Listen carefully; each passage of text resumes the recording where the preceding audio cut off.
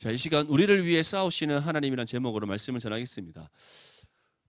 하나님께서는 이제 이스라엘의 가나안 정복을 통해 우리에게 분명한 한 가지 사실을 전하십니다. 그것이 무엇일까요? 그것이 무엇이겠습니까? 전쟁은 누구께 속했다? 하나님께 속한 것이라는 사실을 이 가나안 정복을 통해 우리에게 보여주고 있는 겁니다. 자, 지금까지 이스라엘 백성들이 몇 번의 전투를 치렀습니까? 2번의 전투를 치렀어요. 첫 번째는 무슨 성? 여리고성. 두 번째 성은 무슨 성? 아이 성이죠. 그런데 실제적으로 전투를 벌였던 전쟁은 어떤 성과의 전쟁입니까? 아이 성과의 전쟁이었다. 하나님께서 이제 이스라엘 백성들이 길갈에 12돌을 세우고 하나님 앞에 할례와 제사를 드린 이후에 여리고성을 향해 진격을 했을 때 하나님께서 그 여호수아와 이스라엘 백성들 앞에 누구를 먼저 예비하셨습니까? 여호와의 군대 장관을 먼저 예비하셔서 만나게 하셨다. 근데 그 여호와의 군대 장관이 자신을 가리켜 스스로 무엇이라고 얘기합니까? 바로 그가 하나님의 바로 현년이라는 사실을 우리에게 밝혔습니다. 그것은 곧 이 땅 가운데 오셔서 죄의 모든 권세를 무너뜨리시고 완전한 승리를 이루실 예수 그리스도의 예표적인 사건이다라고 함께 살펴봤습니다. 기억나시죠? 머릿속에 지금 머리 위에 물음표가 땅땅땅땅땅땅 무슨 맞죠? 슈퍼마리오 게임 하듯이 위에 물음표가 땅땅땅땅 뜨면 아주 곤란해집니다.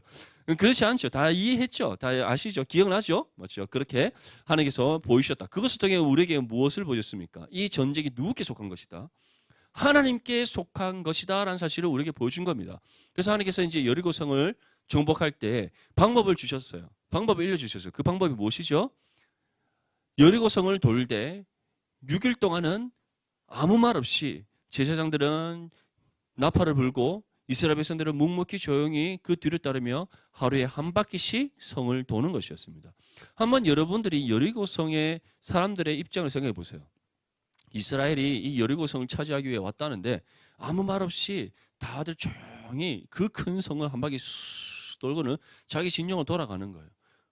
사람들이 처음에는 이상하게 생각할 거 아니에요. 맞죠? 우리를 어떻게 공격할까 정탐하기 위해 이렇게 한 바퀴 도는가 생각할 텐데 하루가 지나고 이틀이 지나고 3일이 지나고 한 4일쯤 되면 무엇이라고 생각하겠습니까? 사람들이 얼마나 조롱하고 비웃었겠어요. 쟤들 뭐하니? 하면서. 저게 지금 전쟁하러 온 사람들이야? 쟤들 왜 저래? 적하다 가나? 하면서 또는 참 이스라엘은 이상한 민족이야. 부터해서 온갖 말들이 다 수군수군 되지 않았겠습니까? 그럼에도 불구하고 6일 동안 그들은 아무 말하지 않고 제사장들이 앞에 서서 나팔을 부는 가운데 백성들이 뒤따라가면서 성을 한 바퀴씩 돌았더라. 그 마지막 7일째는 몇 바퀴? 7바퀴를 돌죠. 7바퀴를 다 돌고 난 후에 제사장들이 양각 나팔을 크게 빵 불면서 이스라엘 백성들이 어떻게 했다? 여리고성을 향해 와 외쳤다. 그랬더니 그 견고한 여리고성이 어떻게 와르르 무너졌다는 거예요. 정말 놀라 하나님의 은혜의 역사지 않습니까? 거기에서 우리는 어떠한 사실을 발견했죠? 전쟁은 하나님께 속한 것인데 하나님께서 그 전쟁을 어떻게 승리케 하신다?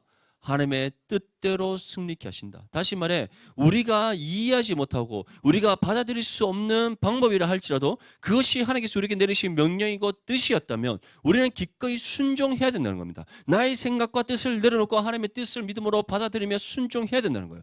그것을 순종하며 그 뜻을 지켜 행했을 때 하나님께서는 어떠한 일을 우리에게 보이신다?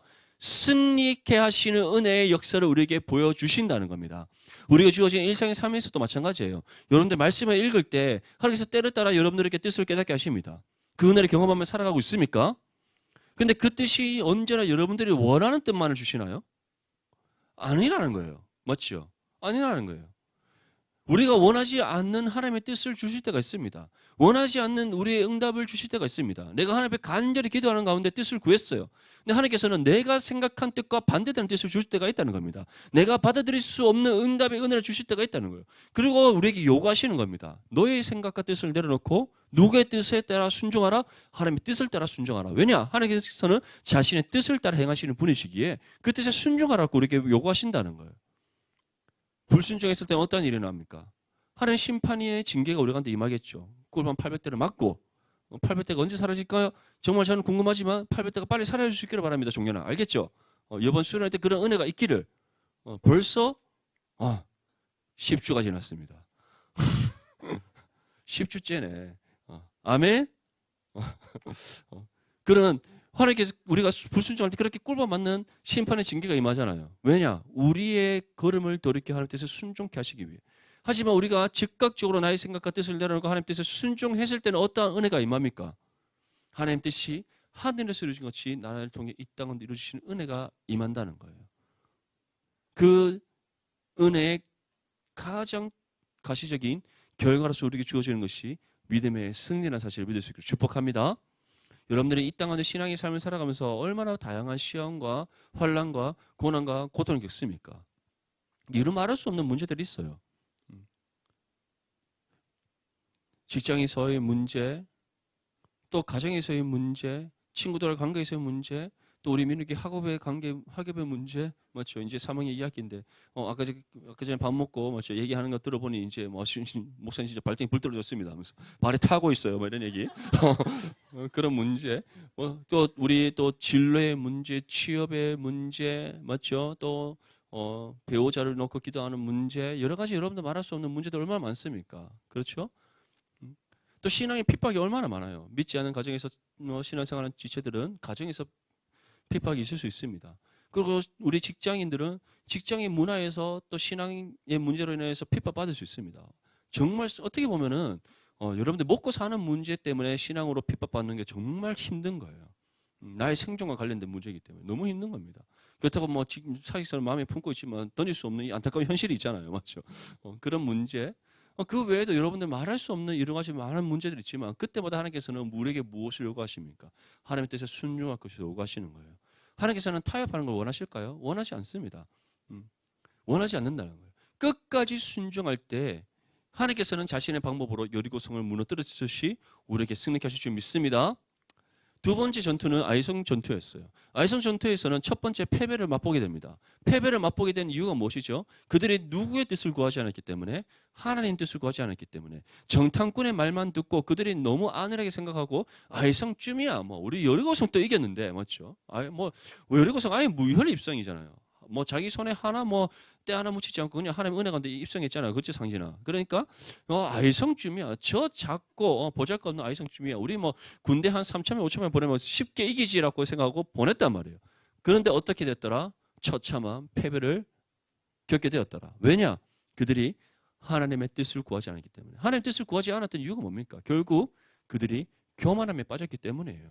만약에 그들이 계속해서 하나님의 은혜를 기억하고 그 은혜의 감격과 기쁨 가운데 겸손했다면 정탐꾼의 말을 들었다 할지라도 그 가운데 한 번 더 하나님의 뜻을 구했을 겁니다. 하지만 그들이 이미 승리에 너무 자아도취되어서 교만한 가운데 하나님의 뜻을 구하지 않았다. 결국 패배했죠. 그리고는 요수아와 장로들이 하나님 앞에 막 회개를 합니다. 주여, 우리가 교만했습니다. 우리가 하나님의 뜻을 구하지 않았습니다. 그래서 다시 우리가 이와 같은 실수를 범했습니다. 용서해 주시옵소서라고 회개하면서 하나님의 뜻을 구했어요. 그런데 하나님께서 방법을 알려주셨습니다.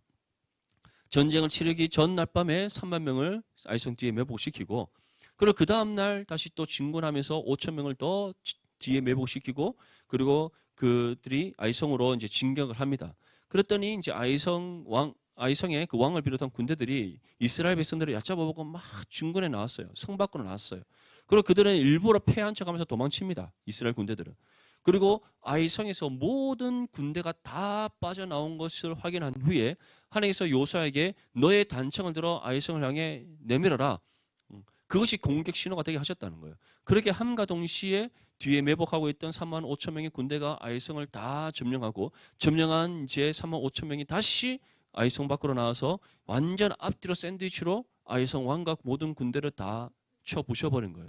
그래서 모든 아이성 왕을 비롯한 군대뿐만 아니라 거기에 있던 모든 사람들까지 다 진멸했다. 다시 말해 하나님께서 가나안의 죄가 이스라엘에게 스며들지 않도록 하기 위해 그 모든 죄를 다 멸하시는 은혜를 베풀어 주셨다. 그것이 바로 아이성 전투의 승리였어요. 그런데 한 번 실수를 했으면 두 번 실수하면 됩니까? 안 됩니까? 안 되는 거죠. 그런데 이스라엘 백성들이 또 두 번째 실수를 했다는 거예요. 또 무엇을 구하지 않았습니까? 하나님 뜻을 구하지 않았어요. 어떠한 상황 속에서? 기브온과 죄악을 맺는 상황 속에서 하나님 뜻을 구하지 않았다. 기브온은 이스라엘과 함께 하신 하나님에 대한 소식을 듣고는 그들이 벌벌벌 떨었어요. 벌벌벌 떨고는 그들이 사신을 보내는데 어떻게 보냈다? 자신들이 가나안 족속이라는 사실을 숨기기 위해 저 다른 먼 지역에서 왔는 사람들이라고 보일 수 있도록 모습을 아주 초췌하게 꾸미고, 그리고 마른 떡을 준비하고, 곰팡이가 핀 마른 떡을 준비하고, 일부러, 그리고 막 다 낡아 빠진, 맞죠? 그 포도주 담는 또 가죽 부대를 준비해서 이제 요수아와 이스라엘 장로들 앞에 섰는 거예요. 처음에는 의심을 했습니다. 왜냐? 아무리 위장을 하더라도 그 가나안 족속의 그 사람들의 특징적인 모습을 감출 수 있겠습니까? 없겠습니까? 없다는 거죠. 우리 캄보디아 이번 당일 청에 가서 우리가 아무리 새까맣게 타더라도 우리 캄보디아 사람과 똑같습니까? 확연하게 우리 거기서는 백인이에요. 이만큼 타도 그들에 비하면 우리는 백인입니다. 그런데 김해공항 딱 내리는 순간 우리는 시커먼스가 되어 있더라는 안타까운 사실이 있었다는 거죠. 난 별로 안 탄 줄 알았는데 금요기도회 때 설교 따르고 딱 섰는데 너무 까만 거예요. 하필이면 그날따라 내가 또 정장을 또 카키색 정장을 입었죠. 와, 이거는 거의 뭐 내가 아프리카 흑인도 아니고 아주 안타까운 현실이 눈앞에 딱 목도되는 그 현실이 있죠. 이처럼 우리 애가 아무리 겉모습을 꾸미더라도 그 사람들의 특징적인 생긴 사람 모양을 바꿀 수가 없는 거죠. 그래서 요수아와 이스라엘 장로들이 처음에는 의심을 한 겁니다. 하지만 그들이 우리가 다른 먼 지방에서 왔다는 것을 계속해서 증명할 만한 것들을 내보이니까 이스라엘 장로들과 요수아가 더 이상 의심할 수 없게 되는 상황이 된 겁니다. 그래서 그들의 말을 믿어주고 그들과 조약을 맺어준 거예요. 이제 3일이 지나서 그들이 기브온성을 점령하기 위해 쳐들어가는데 거기에서 누구를 만납니까? 자신들에게 사신으로 왔던 사람들을 만나게 되는 거예요. 딱 만나는 순간 요수아는 무엇을 알게 됩니까? 그들이 자신들을 속였다는 거. 맺어서는 안 될 조약을 맺었다는 거. 그 속임에 넘어가서 맺어서는 안 될 조약을 맺게 되었고, 그 조약을 맺음으로 인하여서 어떠한 일이 발생하게 됩니까? 기브온성을 점령할 수 없는 안타까운 결과가 있게 되는 겁니다. 그러한 일들이 일어나게 된 궁극적인 이유는 무엇입니까? 그들이 중요한 순간 속에서 무엇을 구하지 않았기 때문에? 하나님 뜻을 구하지 않았기 때문에. 이것이 우리에게 무엇을 보여줍니까? 우리가 하나님의 뜻을 구하지 않았고 내 소견에 옳은 대로 행할 때 우리가 그 모든 악한 영들과 사단의 권세로부터 승리할 수 있다 없다? 없다. 악한 게임을 물리칠 수 있다 없다? 없다라는 거예요. 우리는 처참하게 패배할 수밖에 없는 존재라는 겁니다. 왜냐? 우리가 구원받았고 구원받음으로 인해 우리의 영혼이 하나님의 형상으로 회복되어지는 놀라운 은혜가 우리 가운데 임했지만, 하나님의 자녀로서 신분과 권세가 우리에게 주어졌지만 우리는 여전히 연약한 육신의 죄악된 껍데기를 입고 있고 또 이 죄악된 세상 속에서 살아가고 있기 때문이에요. 우리는 여전히 연약하고 부족한 존재인 겁니다. 우리의 스스로의 힘과 노력으로는 사단의 권세들을 이길 수 있을까요? 없을까요? 없다라는 거예요. 악한 게임을 우리가 물리칠 수 있을까요? 없을까요? 없다라는 거예요. 하나님의 능력과 도우심이 우리 가운데 있지 않고서는, 날마다 우리가 하나님의 뜻을 구하고 그 뜻에 우리가 순종하는 믿음의 삶을 살아가지 않고서는 우리보다 먼저 앞서 행하셔서 친히 그 전쟁을 승리로 이끄시는 하나님의 은혜를 우리가 맛볼 수 없고 경험할 수가 없다는 사실을 기억할 수 있기를 바랍니다. 그것이 바로 이스라엘 백성들이 실수함을 통해 우리에게 보여주는 교훈이라는 거예요. 우리 모든 디모데 지체들은 이스라엘 백성들이 했던 이 실수를 반복하지 않기를 바랍니다. 언제 어떠한 상황 속에서든지 하나님의 뜻을 구하고 찾고 두드리는 저와 여러분들이 될 수 있기를 바랍니다. 그걸 언제나 하나님 앞에 그 뜻을 따라 믿음을 겸손히 순종함으로써 우리보다 먼저 앞서 행하시는 하나님, 전쟁을 하나님께 속한 것이고 또 그 전쟁을 친히 승리를 이끄시는 하나님의 은혜가 여러분들의 삶 가운데 임할 수 있기를 축복합니다. 이제 기브온과 조약과 화친을 맺었다는 소식이 예루살렘 왕 아도니 세덱에게 들려지게 됩니다. 자, 이 당시 때까지는 예루살렘이 어떠한 곳이었다? 여전히 가나안 족속들이 살고 다스리는 곳이었다. 여러분들이 예루살렘 하면은 바로 이제 우리가 이 요수아서 이후에 사사 시대나 또는 그 이후 왕정 시대 때 예루살렘을 생각하잖아요. 그렇죠? 예루살렘 하면 가장 먼저 떠오르는 사람 누굽니까? 어려워요. 예루살렘 하면 가장 누가 떠오릅니까? 예수님? 예수님보다 예수님 너무 멀고 예루살렘은 가장 가까운 시기에 누가 떠오릅니까? 다윗이. 너무 어려운 질문이니까 예루살렘은 누가 가장 먼저 떠올라요? 다윗이잖아요. 다윗 맞죠? 왜냐? 다윗의 때의 예루살렘이 이스라엘의 수도가 되잖아요. 맞죠? 이제 이해되셨죠? 솔로몬 때까지, 사울 때까지는 어디가 이스라엘의 수도입니까? 내가 전문 한번 말씀드렸는데 어디가? 계속해서 이스라엘 백성들이 전쟁 치르고 난데 어디로 돌아갑니까? 길갈로 돌아가죠. 어렵나요? 너무 어려운 내용인가? 맞죠? 길갈이죠. 길갈에서 사울이 왕으로 있었지만 이제 본격적으로 다윗이 왕이 되면서 예루살렘이 이스라엘의 수도가 되는 겁니다. 이처럼 예루살렘은 가장 먼저 떠오르는 것은 다윗이죠. 근데 여호수아가 이제 가나안 정복을 할 때까지는 아직까지 예루살렘이 누구의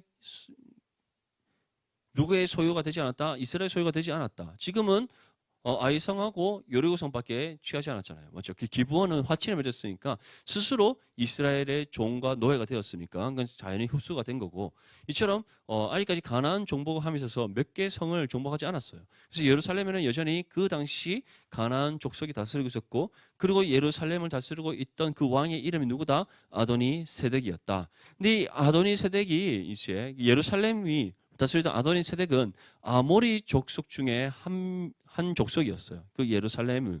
그래서 그 예루살렘 주변에 예루살렘을 포함한 5개의 성이 있었고 그 성을 다스리는 그 사람들이 어떠한 족속이었다? 아모리 족속이었다. 그런데 오늘 본문 1절에서 5절 말씀까지 살펴보면 이 아도니 세덱이 아이성과 여리고성이 이스라엘에게 점령당한 사실을 듣게 되고 그리고 기브온 족속이 이스라엘과 화친을 맺었다는 소식을 듣게 됩니다. 그랬더니 이제 그 소식이 들려온과 동시에 아도니 세덱이 두려움을 떨게 되는 거예요. 두 가지 두려움이에요. 첫 번째는 이스라엘과 함께 하신 하나님으로 인하여서 두려워 떨었다. 왜냐? 그 이스라엘이 하나님과 함께 하시는 그 이스라엘이 이제 예루살렘으로 쳐들어올 때 그들이 이스라엘을 맞서 싸워 이길 수 있다 없다. 없다라고 생각을 했기 때문에 그 이스라엘과 함께 하신 하나님으로 인하여 그들이 두려워 떨었다는 거예요. 사실 우리는 이것은 기생 라합을 통해서도 이미 확인했습니다. 왜냐? 하나님께서 출애굽의 과정에서부터 이스라엘과 함께 하셨던 그 모든 소식이 누구에게 들려왔다? 가나안 모든 족속들에게 다 들려왔다. 그리고 그 소식이 다 들려온과 동시에 가나안 모든 족속이 두려워 떨었다라고 이미 기생 라합이 우리에게 전해줬잖아요. 예루살렘 왕 아도니 세덱은 이제 그 하나님과 함께 하시는 이스라엘이 자신들의 지금 눈앞에 지금 펼쳐지고 있는 겁니다. 하나님께서 이스라엘과 함께 할 때 어떠한 은혜의 역사가 일어나는가 그 결과가 무엇인가를 그들이 직접 보고 듣고 경험하고 있는 거예요. 그게 얼마나 두려웠겠어요. 그런데 또 다른 두 번째 두려움을 떨게 만드는 일이 있었다는 겁니다. 그게 무엇이었다? 기브온이 스스로 꼬리를 말고 이스라엘과 화친을 맺은 거. 오늘 우리가 읽었던 본문 1절에서 5절 말씀에 보면은 이 기본에 대해서 무엇이라고 우리에게 표현하고 있습니까? 기본에 대해서 2절 말씀에 크게 두려워하였으니 이는 기본은 왕도와 같은 큰 성임이요 아이보다 크고 그 사람들은 다 강함이라. 다시 말해 기본은 여리고 성만큼은 아니지만 아이성보다는 큰 성읍이었고 기브온은 가나안 족속들 중에서 굉장히 강한 족속이었다. 다시 말해 기브온이 쉽게 이스라엘의 꼬리 내릴 만한 그런 족속이 아니었다는 거예요. 근데 그들이 스스로 이스라엘에게 노예가 되고자 했고 종이 되고자 했으며 이스라엘 앞에 그들이 친히 먼저 다가가서 화친을 맺고자 먼저 손을 내밀었다는 겁니다. 이 사실이 예루살렘 왕 아도니 세덱으로 하여금 더 큰 두려움을 불러일으킨 거예요. 기브온마저도 저 강하고 큰 성읍인 기브온마저도 저렇게 이스라엘 앞에 꼬리를 말고 스스로 종이 되었는데 우리가 과연 이길 수 있을까? 그래서 아도니 세덱은 어떠한 생각을 했을까요? 일단 이스라엘은 우리가 이길 수 없으니까 저 기브온부터 우리가 무너뜨려서 우리 편으로 만들자. 그 생각을 한 겁니다. 그래서 아도니 세덱이 어떻게 했다? 아모리 족속의 왕들을 다 모으는 겁니다. 그래서 아도니 세덱을 포함한 5 왕들이 함께 모여서 어디를 향해 진격했다?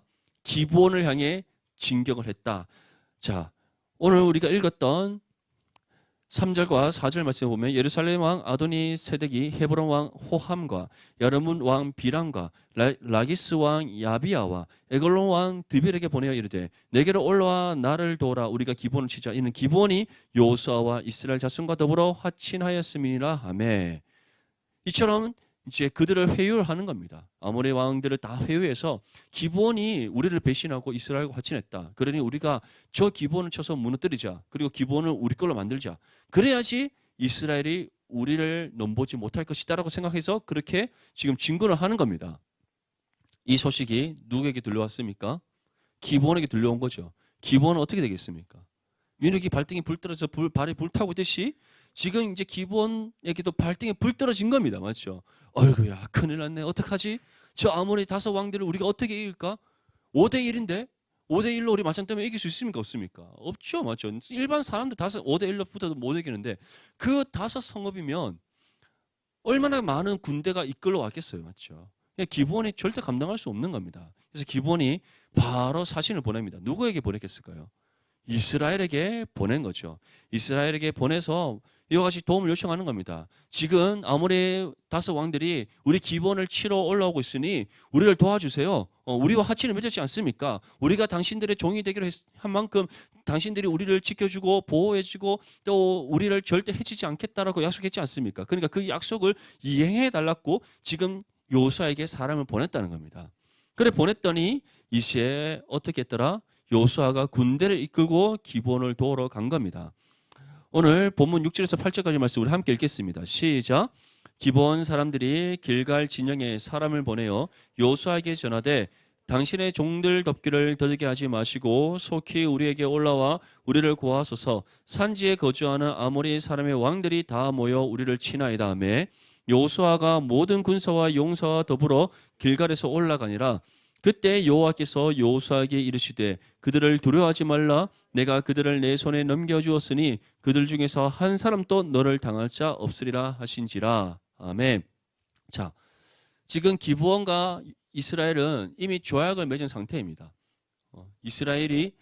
기브온이 이스라엘의 종이 되는 만큼 이스라엘은 누구를 건드리지 않는다. 기브온을 건드리지 않는다. 그리고 기브온을 항상 때를 따라 돕겠다. 어려움이 있을 때마다 돕겠다. 이것이 조약의 내용이잖아요. 그래서 이스라엘은 그 조약을 하나님 이름 앞에 맺었기 때문에 반드시 지켜야 되는 거예요. 반드시 지켜야 되는 거예요. 그래서 그들이 기브온을 쳐들어갔지만 기브온의 속임수에 넘어가서 그들과 조약을 맺었다는 사실을 확인하면서 그 기브온을 차지할 수가 없었던 겁니다. 그런데 이제 기브온이 도움을 요청하니까 그 조약을 하나님 이름 앞에서 그들이 맺었기 때문에 우리가 어제 웨스트민스터 신앙 고백서 통해서 살펴봤죠. 하나님의 이름 앞에 맹세한 어떻게 된다? 반드시 지켜야 된다. 맞죠? 이스라엘 백성들을 지키기 위해서 그들을 도우러 가는 겁니다. 근데 그때 하나님께서 요수아와 이스라엘 백성들에게 어떻게 말씀하셨다? 내가 그들을 내 손에 넘겨주었다. 그들 중에 한 사람도 너를 당할 자 없을 것이다. 그러니 너희는 어떻게 하지 말라? 두려워하지 말라. 아멘. 이 말씀이 세상 속에서 살아가는 여러분들을 향한 하나님의 말씀이라는 사실을 믿을 수 있기를 축복합니다. 여러분들 또한 지금 기브온이 당하는 일들과 같은 일들을 겪을 수 있습니다. 그런 일들이 없을 거라고 생각하지 마세요. 여러분들 주변에 누구 하나 여러분들 돕는 사람 없을 수 있습니다. 여러분들 주변에 예수님을 믿고 여러분과 같이 예수님의 제자가 되고자 하는 사람들이 많습니까? 아니면 세상 속에 살아가는 사람들이 많습니까? 예수님을 믿지 않고 예수님을 대한 복음을 듣지 않은 채 세상 속에서 자신의 소견에 옳은 대로 행하는 세상 사람들 훨씬 많잖아요. 우리 직장인들 사무실에 예수님 믿고 교회 다니고 정말 내가 하나님의 자녀라고 입술로 고백하며 살아가는 사람이 많습니까? 아니면은 하나님 믿지 않는 사람들이 많습니까? 당연히 믿지 않는 사람들 많죠. 그 중에서도 몇몇 사람들은 또 예수님 믿는데 그 믿는 것조차 자랑스럽게 여기지 못하고 맞죠? 함께 술 마시고 담배 피고 세상 사람들처럼 살아가는 어리석고 미련한 그리스도인들도 얼마나 많습니까? 너무 안타까운 세상 속이잖아요. 맞죠? 근데 그 사람도 처음부터 그랬을까? 그렇지 않다는 거예요. 처음에는 신앙의 정결을 지키기 위해서 노력했을 거예요. 하지만 하나하나씩 자신의 생각대로 타협을 하고 자신의 생각대로 그들의 마음에 맞춰주기 시작하면서 그들도 모르게 신앙이 변질되는 겁니다. 그런데 하나님께서 우리에게 무엇이라고 말씀합니까? 그들이 결코 너희를 해하지 못할 것이니 두려워하지 말라. 내가 이미 그들은 누구의 손에? 너희 손에 넘겨줬다. 강하고 담대하라고 우리에게 말씀하고 있습니다. 분명히 기억하십시오. 여러분들이 신앙의 핍박 가운데 신앙의 고난 가운데 끝까지 나와 함께 하신 하나님, 친히 전쟁을 치르셔서 승리케 하시는 그 하나님을 믿고 신뢰할 때 지금 당장은 고난과 여러 가지 또는 능력을 받는 일이 생길 수 있을지 모르나 하나님께서 반드시 우리에게 승리케 하신다는 사실을 믿을 수 있기를 축복합니다. 왜냐? 이미 전쟁을 승리하신 우리 주 예수 그리스도께서 그 이루신 승리를 우리에게 주셨기 때문입니다. 우리가 그 믿음이 있다면 결코 세상을 두려워할 이유가 없다라는 거예요. 이제 여호수아와 이스라엘 백성들은 하나님의 이 말씀을 굳게 붙잡고 나아갑니다. 나아갔는데 어떻게 되었는가? 어떠한 일이 일어났죠? 이제 이스라엘 백성들이 막 아모리와 다섯 왕들의 그 군대를 물리치기 시작합니다. 하나님 말씀대로 그들이 이스라엘 백성들을 해할 수 있었습니까? 없었습니까? 해할 수 없었더라. 그들 모두가 하나님의 말씀대로 이스라엘 군대 앞에 처참하게 무너졌더라.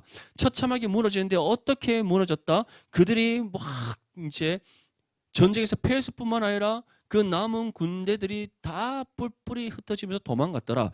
그랬더니 이스라엘 군대가 이제 그들을 끝까지 살육하면서 이제 아세가와 막게다까지 추격을 한 거예요. 그래서 아세가와 막게다까지 이르렀더니 어떠한 일이 일어났더라? 본문 11절 말씀에 그들이 이스라엘 앞에서 도망하여 벳호론의 비탈에서 내려갈 때 여호와께서 하늘에서 큰 우박덩이를 아세가에 이르기까지 내리심에 그들이 죽었으니 이스라엘 자손의 칼에 죽은 자보다 우박에 죽은 자가 더 많았더라. 다시 말해 그들이 이스라엘과 맞서 싸웠을 때 하나님께서 이스라엘에게 이미 그 모든 아모리 다섯 왕의 군대를 넘겨주셨기 때문에 그들이 이스라엘을 해하지 못하고 처참하게 패배하였더라. 그리고 끝까지 아세가와 그리고 막게다까지 그들을 추격했는데 그 아세다에 이르렀을 때 어떤 일이 일어났다? 하늘에서 큰 우박이 내려서 그 모든 남은 군대를 다 하나님께서 친히 진멸하시는 은혜를 베풀어 주셨다. 결국 이것을 통해 하나님께서 우리에게 또 무엇을 증명해 주신 겁니까? 전쟁은 누구에게 속했다? 하나님께 속했다.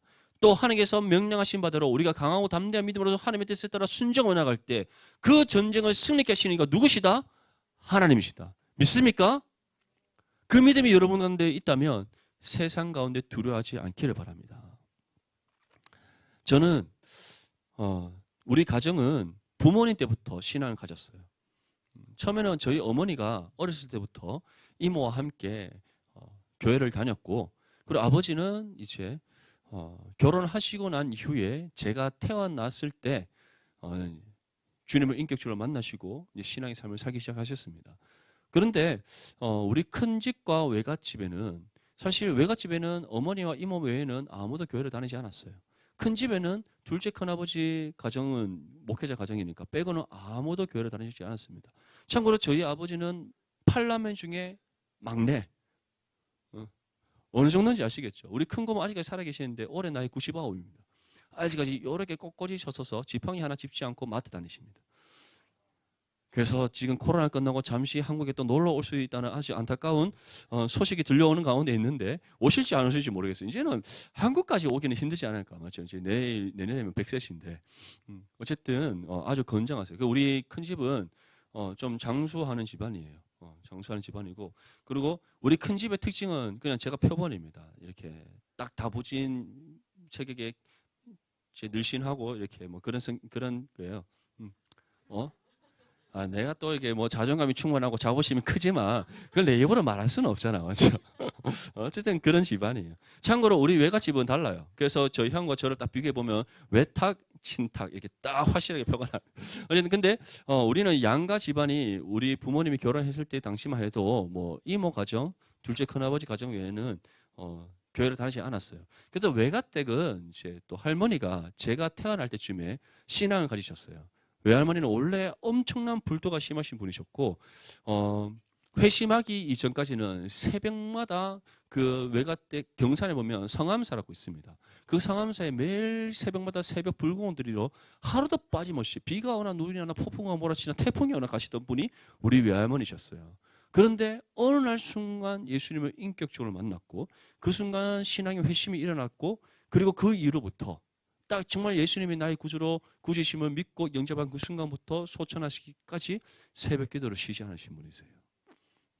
참 대단하시죠. 그 당시 그 나이 때 글을 아셨고 우리 할머니는 일제시대 사람이니까 글을 아셨고 성경을 늘 이렇게 가까이 하면서 새벽마다 뭐 때를 따라 늘 성경 읽으시던 그런 모습을 저에게 보이셨어요. 그런데 외갓집은 조금 덜했지만 우리 친갓집은 신앙에 대한 핍박이 엄청났습니다. 우리 할머니는 제가 아직까지 잊지 않고 기억하는 부분이 있어요. 아버지가 정말 할머니가 가장 사랑하고 아꼈던 막둥이 아들이 저희 아버지셨어요. 그런데 그 막둥이 아들이 교회 다니는 처자와 결혼을 한 겁니다. 할머니 그 당시 때 할머니 입장에서는 화가 난 정도가 아니라 그냥 분노가 폭발을 하시는 거죠. 제가 아직까지 기억나는 것은 제가 6살 때쯤인데 할머니가 조금 뭐 몸이 안 좋다 했던지 뭐 하여튼 어떤 이유가 있어서 어머니가 급히 저를 데리고 큰 집 시골로 갔어요. 시골로 가서 어머니가 막 저를 데리고 큰 집을 가는데 이제 그 시외버스 터미널 반대편에 시장이 있었어요. 저희 이제 큰 집 시골에 시장이 있어요. 큰 신령 시장이라고 있는데 할머니가 그 길 건너편에 딱 서 계시는 거예요. 아무렇지 않게. 어머니가 좀 당황해서 이제 길 건너편에 할머니한테 인사드리러 저를 데리고 갔죠. 그러고는 이제 뭐 인사를 나누면서 하는데 할머니가 너무 어머니를 싫어하는 거예요. 그러고는 막 필요 없다면서 나 혼자 그냥 집에 갈까 하면서 가는데 어머니가 막 부축을 해서 같이 동행하려고 그래요. 그런데 6살 된 제가 손자가 옆에 있음에도 불구하고 주변에 많은 사람들이 오고 가는 그 시장통 길목에서 어머니를 얼마나 면박을 준지 모릅니다. 제가 어렸을 때 그거 다 보고 자랐어요. 제사 드리지 않는다고 핍박받고 제가 외가댁에서 초등학교 1학년 때인가 2학년 때인가 겪었던 일이 있어요. 어떠한 일이 있었냐면 이제 그 당시 때는 또 외삼촌이 교회를 다니시지 않았기 때문에 제사를 드렸어요. 할아버지 제사를 드리시고 이제 밥을 먹잖아요. 우리 그리스도인들은 제사밥 먹습니까? 안 먹습니까? 안 먹죠. 그런데 사실 사도 바울이 얘기했듯이 그것이 우리한테 가합니까? 가하지 않습니까? 상관없잖아요. 뭐 그게 뭐라고 신약의 시대 때. 그래서 우리가 이제 밥을 같이 먹는데 둘째 외숙모가 저한테 이렇게 얘기해요. 야, 너 현민아, 너는 교회 다니면서 제사밥 먹니? 그래서 교회 다니면서 제사밥 안 먹잖아. 그냥 물어본 게 아니라 정말 사람을 어떻게 그렇게 비꼬면서 얘기를 할 수 있는지 저 아이가 그거 잊혀지지 않아요. 그 정도였어요. 그런데 중요한 것은 그런 숱한 핍박 속에서 제가 어릴 때는 겸상을 못했어요. 큰 집에서. 왜냐? 우리는 제사를 안 드리니까. 둘째 큰아버지가 살아계실 때는 큰아버지가 또 저랑 성격이 비슷합니다. 굉장히 대차신 분이거든요. 그러니까 뭐 그 위에 형이 있든 말든 할머니 살아계시든 말든 무조건 추도 예배 드렸었어요. 근데 큰아버지가 딱 소천하시고 난 뒤에 암으로 이제 소천하시고 난 뒤에 바로 그런 것 있습니까? 제사 드리고 우리는 다시 큰 방에서 밥 먹지 못하고 바깥에서 밥을 먹어야 되는 그런 상황이 일어나는 거예요. 겪어봤어요? 한 지붕 아래 같은 친척으로서 한 가족을 모이는데 그 친척의 집안에 들지 못하는 그 기분 아십니까? 근데 저희 부모님은 그러한 핍박 가운데서 또 복음을 전했어요. 단순히 그냥 그래도 그럼에도 불구하고 철방 가고 그냥 큰 집 간 게 아니라 그 가족들에게 복음을 전했어요. 결국 이제 큰아버지들 다 돌아가시고 난 후에 지금 벌써 이제 세월이 좀 지났잖아요. 제가 결혼하고 지혜가 좀 태어났을 때쯤이었어요. 아버지가 이런 얘기를 하셨습니다. 이제 우리 가족 중에 큰 집과 외가집 중에 외가집은 아이까지 이제 둘째 여사촌은 교회를 다니지 않지만 그 외에는 다 지금 신앙을 가졌어요. 외가집도 뭐 다들 열심히 신앙생활하고 우리 큰 외사촌 형은 이제 이번에 장로가 되셨어요. 소식을 들었습니다. 그 정도로 하나님 은혜 주셨어요. 우리 큰 집은 뭐 다 이제 우리 반열 가면 우리 셋째 큰어머니 집안 사람들 다 있죠. 또 우리 부모님 댁에 가면 첫째 큰 사촌형부터 해서 다 있죠. 그러니까 지금은 우리 큰 집 외갓집에 대부분 다 지금 신앙을 가지고 살아갑니다. 아버지 그런 얘기예요. 이렇게 되기까지 이제 10년 전의 얘기지만 30년 걸렸다고 얘기하셨어요. 아버지가 신앙을 가지고 30년. 근데 그 서열 동안에 얼마나 숱한 핍박이 있었겠습니까? 하지만 우리가 그 믿음 가운데 정말 전쟁을 승리케 하신 하나님, 우리보다 앞서 행하셔서 우리의 모든 전쟁을 친히 치러주신 하나님, 그리고 우리가 주의 뜻을 따라 순종하고 그 어떤 사단의 권세 앞에 굴복하지 아니하고 아무리 다섯 왕이 기브온을 쳐들어오고 그 5대1의 전쟁 속에서도 하나님께서 주신 그 말씀 붙잡고 끝까지 맞서 싸웠던 이스라엘에게 승리케 하셨던 하나님처럼 우리가 끝까지 믿음으로 굴복하지 아니하고 담대해 나갈 때 반드시 승리케 하신다는 사실을 믿을 수 있기를 축복합니다. 하나님께서는 타협을 용납하시지 않습니다. 그 어떤 부분에서 신앙의 타협을 용납하시지 않습니다. 이번에 제가 캄보디아 갔을 때도 선교사님이 이렇게 얘기를 해요. 저한테 제가 조금 비관적으로 얘기할지는 모르지만 저는 캄보디아 그리스도인들을 진짜 그리스도인이라고 생각이 들지 않는다는 얘기를 하셨어요. 요약을 하자면 그런 겁니다. 왜냐? 그들이 예수를 믿는다 말하고 그들이 신앙의 삶을 살아간다고 말하지만 이제 그 캄보디아도 명절이 있을 거 아니에요. 명절이 되거나 또는 때려 따라 뭐 국가적인 어떤 절기가 있을 때마다 그들은 우상 앞에 절을 한다는 거예요. 그런 것들을 봤을 때, 그런 신앙의 타협이 일어나는 모습을 봤을 때 저 사람들이 진짜 그리스도인가라고 생각했을 때 회의적인 마음이 든다라고 얘기하셨어요. 저는 모든 걸 알 수 없지만 한번 돌아오는 길에 생각해 봤습니다. 한국 돌아오는 길에. 하나님께서 원하시는 모습일까? 분명히 기억하십시오. 하나님께서는 절대 용납하지 않습니다. 절대 용납하지 않습니다. 그 어떤 신앙의 타협을 용납하지 않는 하나님의 사실을 믿을 수 있기를 축복합니다.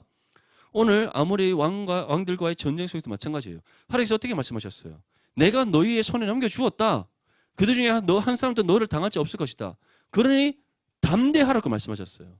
그 말씀 그대로 여호수아를 비롯한 이스라엘 모든 백성들이 믿음으로 순종하여 그 아모리 다섯 왕들의 군대와 맞서 싸웠을 때 하나님께서 어떻게 하셨다? 승리케 하셨다. 그 특별히 하나님께서 어떤 은혜로 큰 우박을 하늘에서 내리게 하셔서 친히 그 모든 군대를 멸하심으로 승리케 하시는 은혜를 주셨다는 겁니다. 그 하나님께서 지금 또 우리와 함께 하시고 우리의 삶을 주관하시고 다스리신다는 사실을 믿는다면 여러분들 세상에서 어떠한 신앙으로 인해 예수 그리스도의 이름으로 인해 그 어떤 핍박과 환난과 고난과 고통을 겪는다 할지라도 타협하지 않기를 바랍니다. 굴복하지 않기를 바랍니다. 주의 뜻에 믿음으로 순종하여 담대히 나아갈 수 있기를 바랍니다. 그때 전쟁이 하나님께 속하였다는 사실을 믿음의 승리를 통해 우리에게 증명케 하실 줄 믿습니다.